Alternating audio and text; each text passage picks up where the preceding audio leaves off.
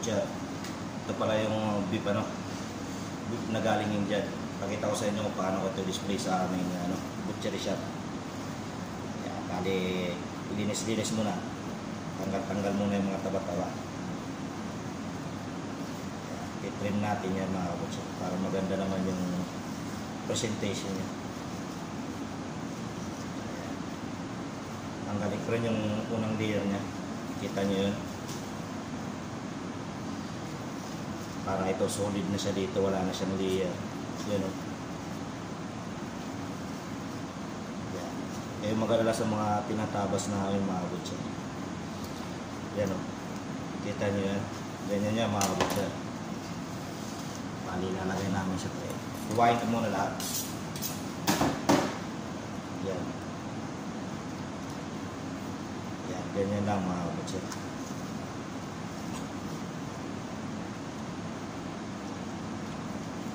Slice lang namin yan ng mga half inch.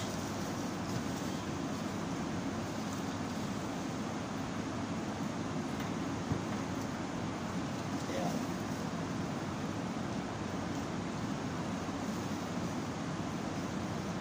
Ganyan lang kayo maghiwa dito. Bali dalawa yung hiwaay ko ngayon mga butcher. Ayan.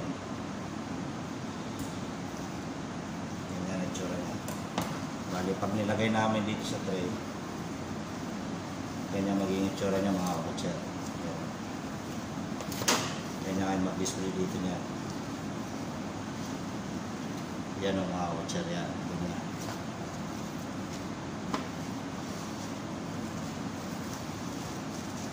Kailangan i-arrange lang natin ng maayos para maganda siya tingnan. Para solido pa rin. Yan mga butcher.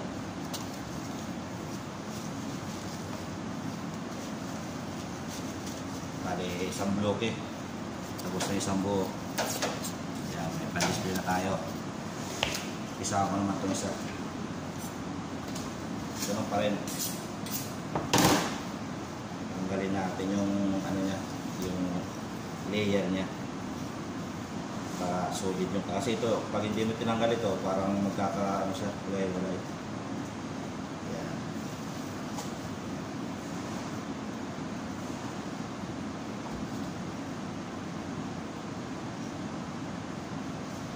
Ganyan siya mga butcher.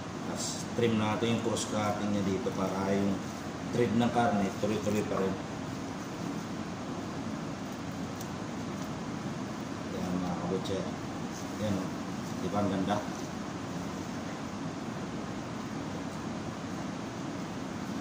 Yan. Ganda ng karne niya mga butcher.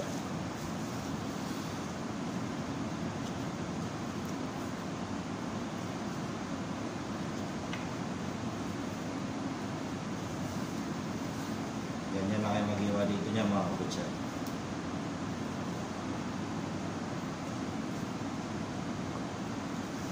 Lagay ulit sa tray para maganda yung niya. Ano lang mga butcher yan. Hindi masyadong nililinis itong bopala kasi hindi naman siya matabay. Indian na galing to sa India. Yan mga butcher, kaya sana may natutunan kayo ngayong araw sa aking pag-iiwa. Yan o. Ganda diba? Kaya hanggang dito lang mga butcher. God bless. Sana may matutunan kayo.